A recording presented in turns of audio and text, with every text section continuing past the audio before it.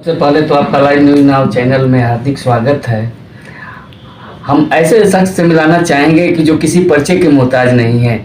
आज इन्होंने इतना मुकाम हासिल किया और नौकरी करने के बाद इन्होंने ऐसा जयपुर में एक मिसाल कायम किया है कि आज मैं इनसे ही जुबानी सुनाना चाहूँगा। सर, सबसे पहले तो हार्दिक स्वागत है आपका। नमस्कार, मेरा नाम आचार्य सत्यनारायण पाटोदिया है। मैं जयपुर संगीत महाविद्यालय जो कि भातखंडे संगीत विद्यापीठ लखनऊ से एफिलिएटेड है के प्राचार्य श्री राम शर्मा जी से इंडियन क्लासिकल म्यूजिक सीख रहा हूँ और मैंने पिछले 5 वर्षों से लगातार परीक्षाएं पास की है। विशारद फाइनल किया है, प्रथम श्रेणी से किया है और इस वर्ष मैं निपुण की परीक्षा का फॉर्म भर रहा हूँ।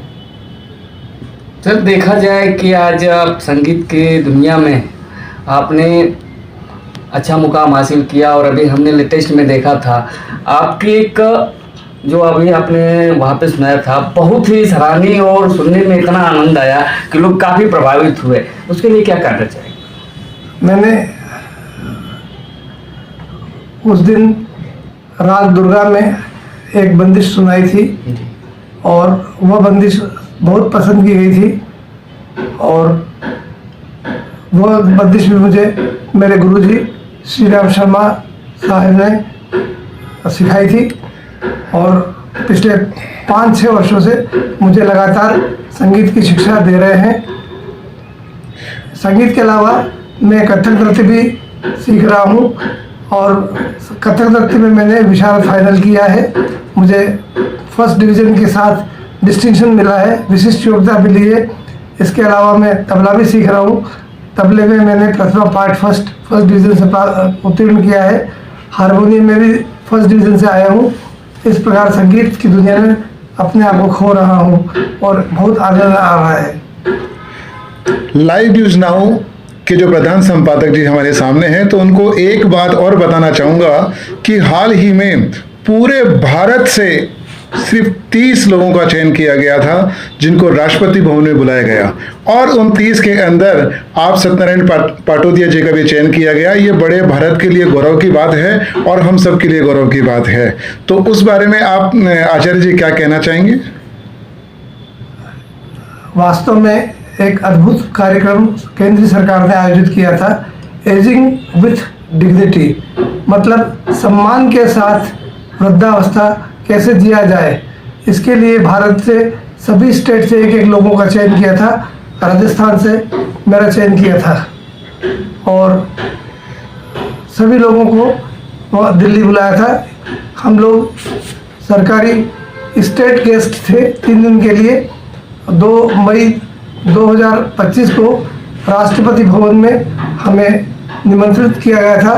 राष्ट्रपति जी से मेरी बातचीत हुई और उन्हें ये जानकर बड़ा आश्चर्य हुआ कि 72 साल की उम्र में मैंने संगीत साधना विधिवत शुरू की और गायन, वादन और कथक नृत्य में विशारद किया और मैं एक परफॉर्मिंग आर्टिस्ट के रूप में कार्य कर रहा हूँ और वहाँ सब लोगों ने इस बात की सराहना की।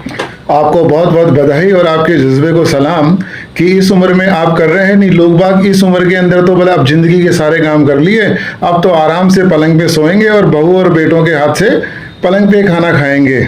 तो उसको आपने नकारात्मक ऊर्जा को एक दूर करके मतलब लोगों के प्रति एक सकारात्मक ऊर्जा का सृजन किया है। आप बहुत बहुत धन्यवाद के पात्र हैं। एक चर्चाएं अभी और आपकी चल रही है, सुनने में आया है कि संगीत के प्रति आप खाली सीखना ही नहीं, मतलब दूसरे कलाकारों को किस तरीके से मदद दे सकते हैं, सरकार कैसे सहायता कर सकती है।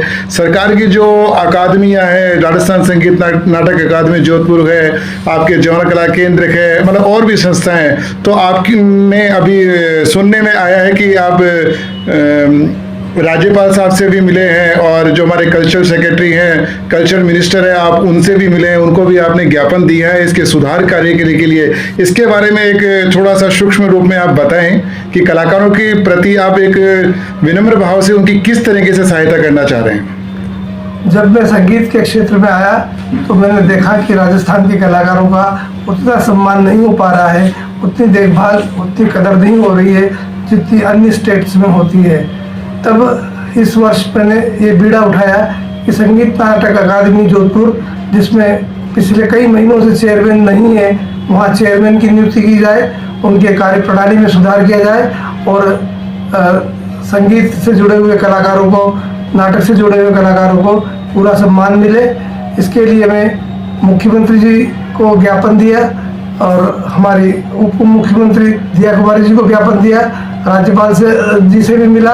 राज्यपाल महोदय ने इस बात की सराहना की कि मैं न केवल अपना स्वयं का योगदान संगीत में दे रहा हूँ, अन्य कलाकारों के लिए भी बीड़ा उठाया है और सरकार को जगाया है कि इसका कार्रवाई करे और एक चेयरमैन की नियुक्ति तुरंत करे और कलाकारों का पूरा मान सम्मान हो, उनका पूरा देखभाल हो, उनकी पूरी कदर हो। इस बारे में मैं काम कर रहा हूँ। तो सब लोगों ने मेरी आयु को देखते हुए ये बहुत सराहना की कि इस आयु में भी दोनों तरफ से, कला पक्ष से भी और कलाकार के हित के लिए भी दोनों काम कर रहा हूँ। बहुत बहुत धन्यवाद। मतलब इस तरीके के आदर्श आजकल बहुत कम देखने को मिलते हैं, कम देखने को कहें या कहें कि लुप्त ही हो चुके हैं। तो ये बहुत ही गर्व की बात है। आपके माध्यम के द्वारा सभी कलाकारों का भी भला होगा और सरकार भी तुरंत इसमें कोई ना कोई कदम जरूर उठाएंगे। हम आशा करते हैं कि आपका यह प्रयास और सभी कलाकारों के लिए बहुत ही एक रामबाण साबित होगा। सर, आपने तो बहुत अच्छी अच्छी जानकारियाँ दी है।